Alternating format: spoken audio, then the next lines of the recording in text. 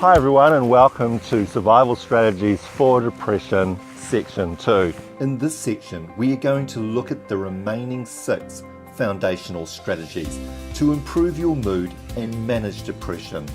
The 6 areas are exercise, activity and work, leisure, nutrition, social contact, and important relationships. So let's get started with exercise. So today we're filming at the Southbridge Rugby Club, which of course is the home ground of rugby great Dan Carter. And that's because the strategy that we're looking at today, the first one, is exercise. We thought Dan would probably know a little bit about exercise, given he's had such an incredible career which has needed good fitness and exercise. Now I know when you're not feeling great and you're feeling low, it can be incredibly difficult to find the energy and the motivation to stay active and to do exercise. But doing exercise, while it seems like it's too much of an effort and you don't have the energy for it, it is energy giving and it is critical in terms of building and developing your energy levels. Now, building exercise into your life is an incredibly important routine because it's critically important to maintaining good physical and mental health. When you exercise, your body releases chemicals called endorphins. For example, the feeling that you get after a really good workout or a run is often described as euphoric, and this is often accompanied by a positive and energized outlook on life. Regular exercise can reduce stress. It can ward off anxiety and feelings of depression. It can boost self-esteem, and it can improve your sleep. Exercise has added health benefits. It strengthens your heart, it increases your energy levels, and it lowers your blood pressure. It also improves muscle tone and strength. It also strengthens and helps build good bones and makes you look fit and healthy. Now, one of the biggest barriers to exercising is the thought that exercise will drain us. It won't. It energizes us. So firstly, as you start to exercise, it's really important to remind yourself that this is energizing you. It's not depleting you. Now, when we exercise, our respiratory rate, our heart rate, and our blood pressure all increase. What's happening is that the heart is pumping out blood and energy into all our muscles, into all our limbs, which gives us an energized feeling. So the first strategy in terms of integrating exercise into your life is to remind yourself that you are not being depleted. You are actually being energized. Visualize energy flowing around and out into your body, which will help you to break through that misconception that energy drains you. It doesn't. It replenishes you and it energizes you.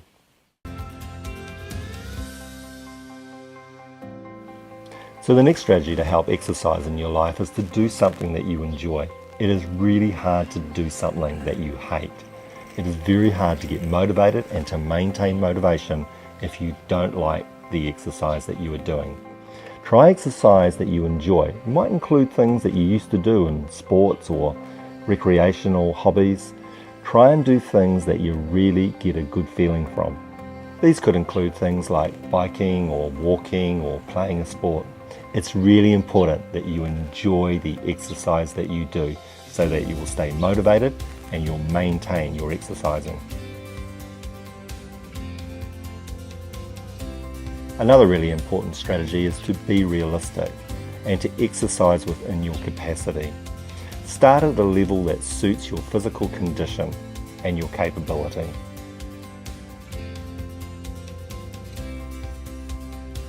The next strategy for exercise is to start slow and to exercise regularly.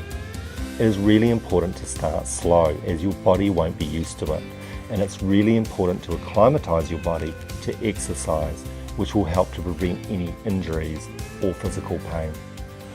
Now, it's important to remember that the key thing when exercising is to do it regularly. The greatest benefits come when you do it regularly. And if you do it regularly, you're more likely to keep doing it.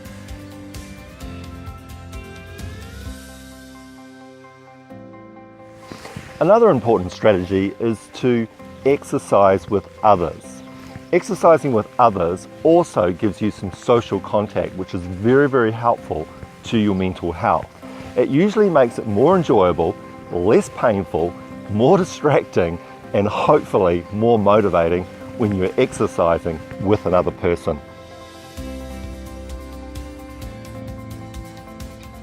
Another strategy you might wish to consider when wanting to build exercise into your life is to add a mind-body element, something like yoga or Tai Chi, as this is very soothing and very relaxing to both the body and the mind. One of the best benefits of a mind-body element in exercise is that it can bring a way deeper sense of relaxation and calm to both the body and the mind.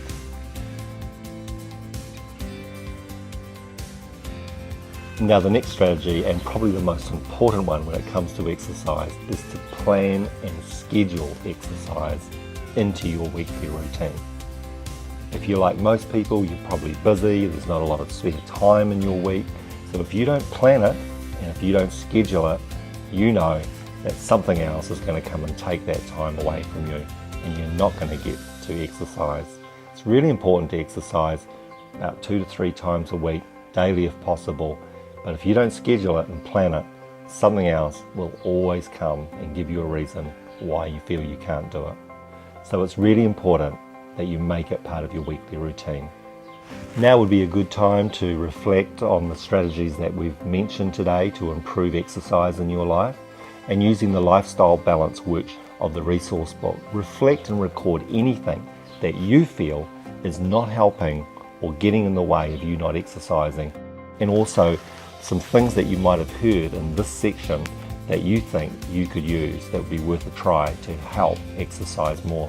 So in terms of exercise, an example of things that could not be helping or working might be not having a regular time to exercise. So write in there the things that are not helping for them would be no regular exercise time.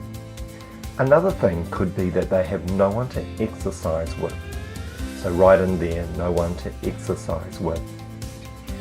In terms of what actions are needed to improve things, the first one could be to ask a friend to exercise. The other thing they could do is to set up a regular exercise time. So that's an example of how a person could use the lifestyle balance worksheet for exercise. So now you can write in what is relevant to you in your situation for exercise. And when you're done with that, it would be a really good idea just to turn the page over and look at the wellbeing plan. And now would be an excellent time to actually write in your weekly plan, your weekly diary, what days and what times you're going to exercise, so you know it's got a good chance of happening. So now if we look at the wellbeing plan for exercise, a person could use this by writing in the what, who and when for exercise in their life. They could decide to have a time at say 5 p.m. 3 days a week to play tennis with their friend John. So that goes in there, tennis with John 3 times a week. They could also decide the days they are not playing tennis to go for a walk each day. So it could look like this, a walk on these days at these times. So that's an example of how someone could use the wellbeing plan to make sure they are getting the right amount of exercise for them and that it's scheduled so it happens. So now you could write in what is relevant to you in your situation for exercise. So whether you're playing a hardcore contact sport like rugby or whether you're just like out walking your cat, it doesn't really matter. The important thing is that you're exercising, you're enjoying it, and you're doing it regularly. I hope you found this section helpful. I know if you put this into practice, it will make a major difference in the well-being that you feel and in developing a positive mood. Now, if you feel you need more than this program right now, you can call one of the numbers on the screen for someone to talk to.